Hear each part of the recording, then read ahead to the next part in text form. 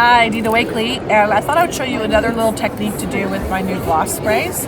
So this is what you're going to be making, or the effect that you're going to be getting.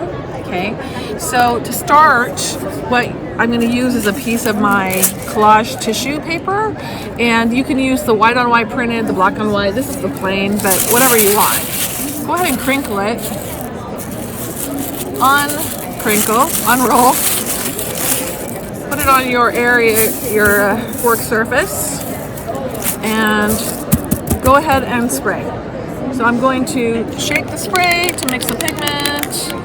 I'm going to add some color.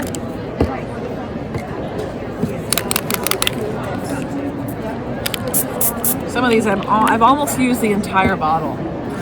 I have used an entire bottle of Ocean already. I don't know what my deal is pulling blues, but I just seem to be loving blue today. Okay, so then you're going to go ahead and take a tag or whatever smooth surface you want.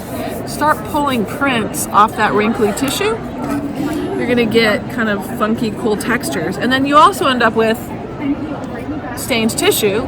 This will turn like glassine. It ends up almost transparent. Like, it's really hard to explain, but don't you think it looks like colored glassine paper in a way? Yeah. It's crinkly, and so you have to hang them up to dry, because if you lay them flat, they stick to whatever you've laid them to.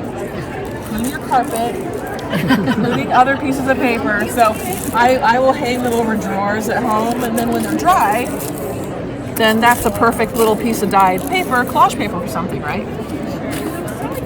So you usually can get several different prints off of one incarnation. I would probably let that dry and then just crinkle it up and use it again and again a few different times. Then, once this is dry, it's not quite dry, but we're going to pretend. You're going to come back.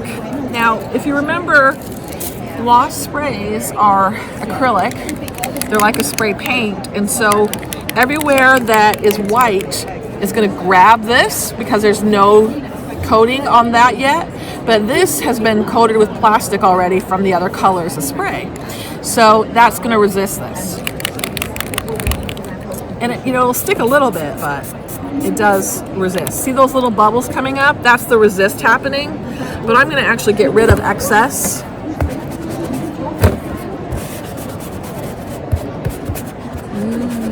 Isn't it cool?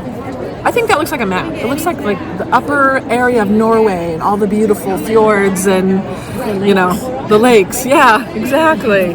So that's how you do that effect. It's really simple and super fun. So hope you guys have a blast playing with it. Thanks for watching. Be sure to give our video a thumbs up and subscribe to Scrap Time videos for all the Creativation 2020 coverage.